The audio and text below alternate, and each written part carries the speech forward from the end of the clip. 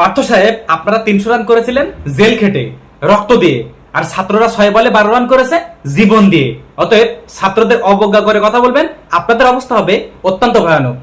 বিসমিল্লাহির রহমানির রহিম। আসসালামু আলাইকুম। আমি কখনো করে তেলবাজি করতে পারবো না, যেটা সত্যি কথা সেটা আমি বলেই যাবো ইনশাল্লাহ। কাজের কথায় আসি। এই যে মাননীয় সংসদ সদস্য আন্দালিব রহমান পার্থ সাহেব, ইনি আগেও পার্লামেন্ট মেম্বার ছিলেন, এখনো আবার নতুন করে।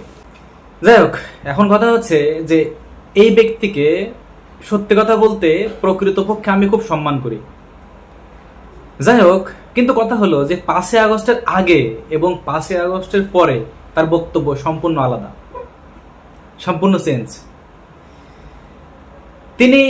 তিনার অবদান অবশ্যই আছে, কারণ যখন আওয়ামী লীগ ছাড়া, উইদাউট আওয়ামী লীগ যত রাজনৈতিক দল আছে বাংলাদেশে, তাদের যখন দুঃসময় ছিলেন আর কি, তখন কিন্তু আন্দালিব রহমান পার্থ সাহেব অনেক রিস্ক নিয়ে, অনেক ঝুঁকি নিয়ে কিন্তু তিনি অনেক লিগাল কথা বলতেন, অনেক উচিত কথা বলতেন। ইউটিউব ফেসবুকে এখনো আছে সেসব ভিডিওগুলো, তার জন্য তাকে ধন্যবাদ। এবং আন্দালিব রহমান পার্থ সাহেব কিন্তু অনেক শিক্ষিত একজন ব্যক্তি আর কি, ব্যারিস্টার তিনি, শিক্ষিত একজন জ্ঞানী একজন ব্যক্তি, এবং তার কথাগুলো বেশ সুন্দর, তার জন্য তাকে ধন্যবাদ। কিন্তু বর্তমান সময়ে এসে ছাত্রদের সাথে তার বেশ কথা কাটাকাটি হচ্ছে, বলে তাদের কথার সাথে মিলতেছে না। কেন মিলবে না আপনার কথার সাথে, আপনি বলেন তো একটু।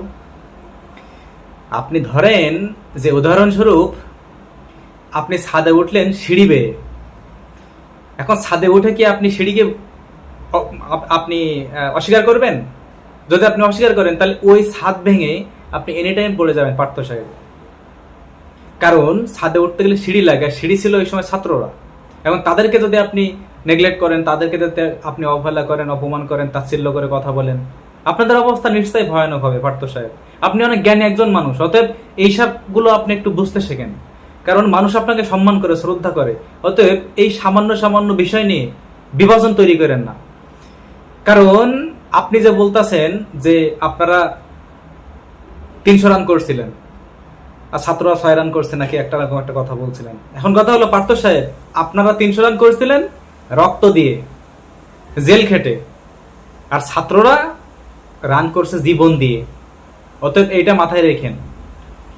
আপনি যদি ছাত্রদেরকে এরকম ভাবে অবহেলা করে কথা বলেন, আর সংসদে আপনি শুধু ইংলিশ বলেন, আপনার চেয়ে শিক্ষিত, আপনার চেয়ে জ্ঞানী অনেক ব্যক্তি আছে পার্লামেন্টে আপনার চেয়ে অনেক জ্ঞানী ব্যক্তি ওখানে আছে। যে আশিক চৌধুরী যেভাবে ইংরেজি বলে, ওইভাবে ইংরেজি আপনার বলতে গেলে পার্থ সাহেব আপনার 100 বার জন্ম নেওয়া লাগবে এই পৃথিবীতে। আশিক চৌধুরী তিনি কি কথা ইংরেজি বলে না? যখন বিদেশি কোনো মিটিং থাকে, তখন সেটা ইন্টারন্যাশনাল পর্যায়ে, তখন তো সেটা ইংরেজিতে বলতেই হবে।